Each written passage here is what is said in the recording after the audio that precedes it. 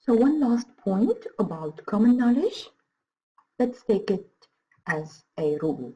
If you see a fact in 3 or more sources and you are fairly certain your readers already know this information, it is likely to be common knowledge, so you don't have to cite it. But when in doubt, cite.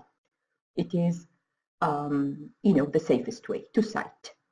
But you need to know that if it is common knowledge, we don't have to cite. Let's look at this example. If you look at this example and you say, well, the professor corrected it and he has given an F to the student in this quiz, saying that it's a case of plagiarism, it's plagiarized.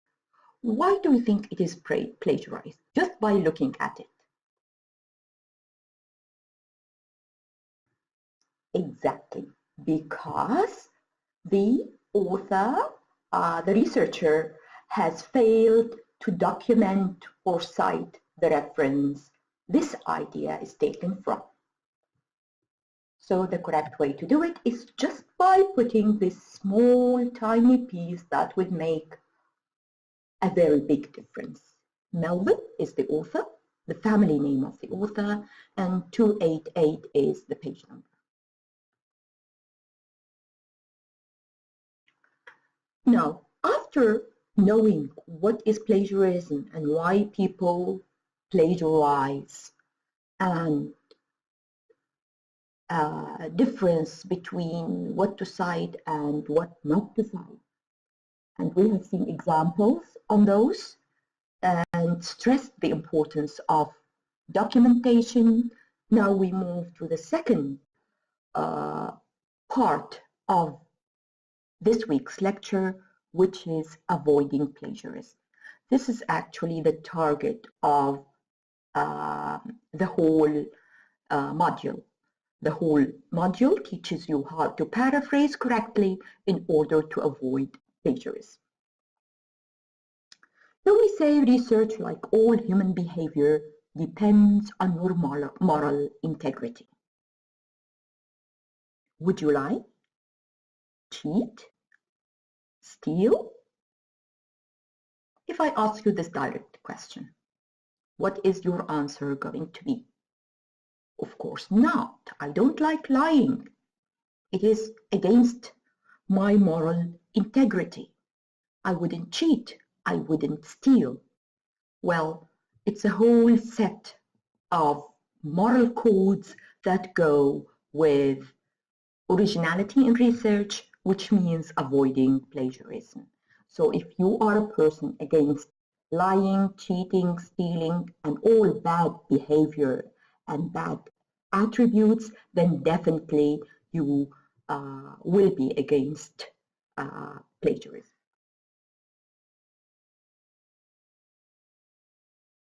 Very simply put, before I go into details, the strategy to avoid plagiarism is to read the source, set the source aside, write from memory, very important, write from memory so you don't tend to copy the language and the structure of the original text, and then consult source later to check for accuracy, to check that you have expressed the same content but in different language. What is all this? Can you tell me? Reading the source, setting it aside, writing from memory, consulting a source later, or revising, going over what you have done. What is it called? Exactly, a strategy for paraphrasing. Now, very basic rules to avoid plagiarism is to use your own work as often as possible. What does that mean? It doesn't mean don't use resources. This is against research. Use resources, but work on them so that you take from these resources what is only needed to strengthen your argument and to prove your point. So make the work your own. by knowing how to incorporate resources and previous research into your work well. Do not use others' words by quoting, paraphrasing, or summarizing excessively.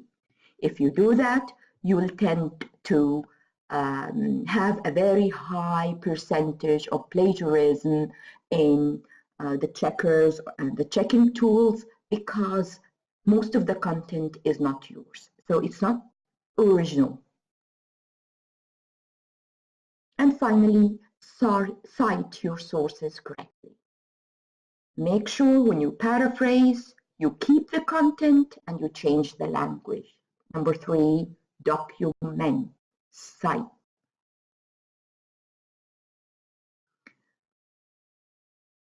And this is what we have been stressing in the previous lecture when we explained paraphrasing strategies.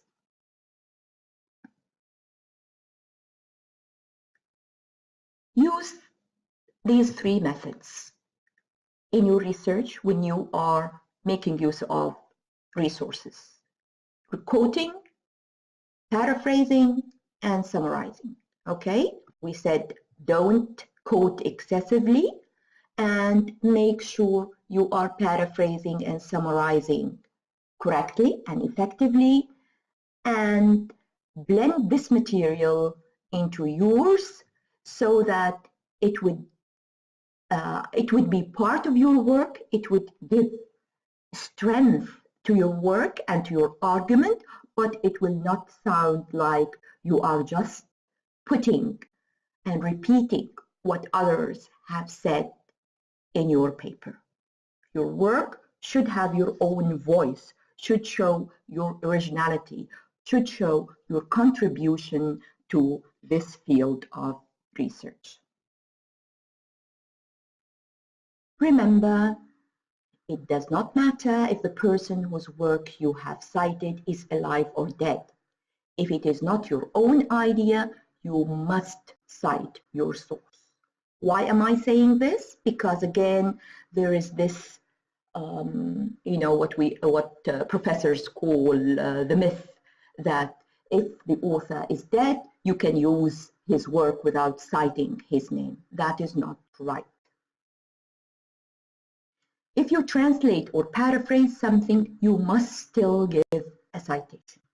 You might say, well, in the case of translation, I only took the idea and I put it in a completely different language. Still, the idea does not belong to you, the content does not belong to you, it belongs to someone else. And of course, in the case of paraphrasing, we said again, you are putting the content in someone else's ideas in your own language, so you must cite. If you use a picture from the internet, you must cite the source. And this is something that many people are not aware of. All the materials you use, whether they are ready-made diagrams, charts, images, everything you use from other sources has to be documented, whether it is text, small part of text, or larger part of text, or other forms of content.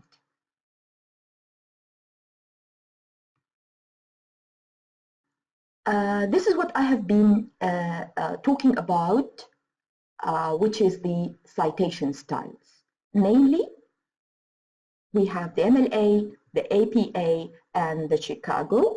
In order to determine which one you can use, it's not up to you to decide. It's actually the field or the discipline you are working in, and at the same time, the point of view of the instructor.